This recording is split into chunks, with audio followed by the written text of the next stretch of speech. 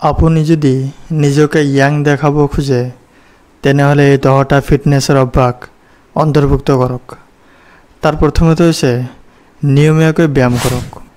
আপোনাৰ ৰুটিনত হৃদযন্ত্ৰ শক্তি পৰীক্ষণ আৰু নমনীয়তা ব্যায়ামৰ মিশ্ৰণ অন্তৰ্ভুক্ত কৰক।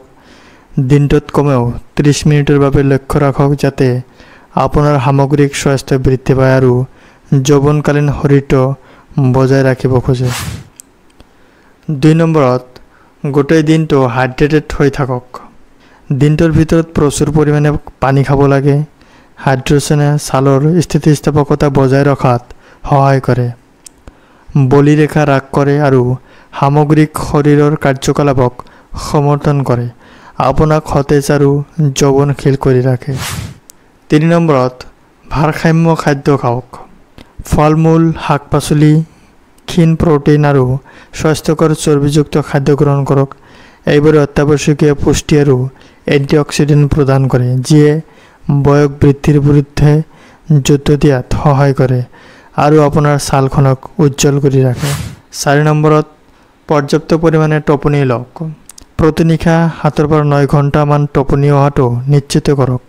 কোষ মেৰামতি আৰু পুনৰুৎপাদনৰ বাবে টোপনি অতি গুৰুত্বপূৰ্ণ। ই বাৰ্ধক্য আৰু ক্লান্তিৰ আভাস হ্ৰাস কৰাত সহায় কৰে। 5 নম্বৰত সামঞ্জস্যপূৰ্ণ ৰুটিন কৰক।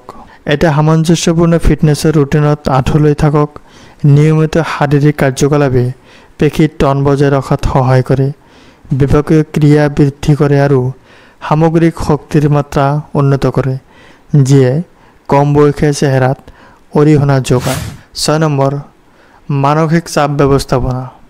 যোগাসন, ধ্যান বা গভীৰ উশাহ নিশাহৰ ব্যায়ামৰ দৰে মানসিক চাপ হ্ৰাস কৰা কামৰ অভ্যাস কৰক। মানসিক চাপৰ মাত্ৰা হ্ৰাস কৰিলে অকাল বাৰ্ধক্য ৰোধ কৰিব পাৰি আৰু যৌৱনকালৰ চেহেৰা বৃদ্ধি কৰিব পাৰি। 7 নম্বৰ ছালৰ সুৰক্ষা। ক্ষতিকাৰক UV ৰশ্মিৰ পৰা ছালখনক ৰক্ষা কৰিবলৈ সদায় ছানস্ক্ৰীন ব্যৱহাৰ কৰিব লাগে। ৰ'দৰ ক্ষতিৰ ফলত অকালতে বলিৰেখা আৰু বয়সৰ দাগ ওলাব পাৰে, গতিকে আপোনাৰ ছালখনক সুৰক্ষা দিয়াটো অতি প্ৰয়োজনীয়। 8 নম্বৰ শক্তি প্ৰশিক্ষণ। আপোনাৰ ৱৰ্কআউটত ওজন উত্তোলন বা প্ৰতিৰোধ ব্যায়াম অন্তৰ্ভুক্ত কৰক। পেশীৰ ভৰ গঠনে বয়স বৃদ্ধিৰ লগে লগে অহা পেশীৰ স্বাভাৱিক ক্ষতিৰ বিৰুদ্ধে যুঁজ দিয়াত সহায় কৰে, আপোনাৰ শৰীৰক দৃঢ় আৰু টন কৰি ৰাখে। 9 নম্বৰত হৃদযন্ত্ৰৰ স্বাস্থ্য। খোজকঢ়া, দৌৰা বা চাইকেল চলোৱাৰ দৰে নিয়মীয়া এৰবিক কাৰ্যকলাপত লিপ্ত হওক। কাৰ্ডিঅ'ভাস্কুলাৰ ব্যায়ামে হৃদযন্ত্ৰৰ স্বাস্থ্য উন্নত কৰে, ৰক্ত সঞ্চালন বৃদ্ধি কৰে আৰু আপোনাৰ ছালখনক সুস্থ গ্ল' দিয়ে। 10 নম্বৰত সক্ৰিয় হৈ থাকক। দৈনন্দিন জীৱনত শাৰীৰিক কাৰ্যকলাপ অন্তৰ্ভুক্ত কৰক, যেনে চিৰি উঠা, গাড়ী চলোৱাৰ পৰিৱৰ্তে খোজকঢ়া বা ঘৰৰ কাম কৰা।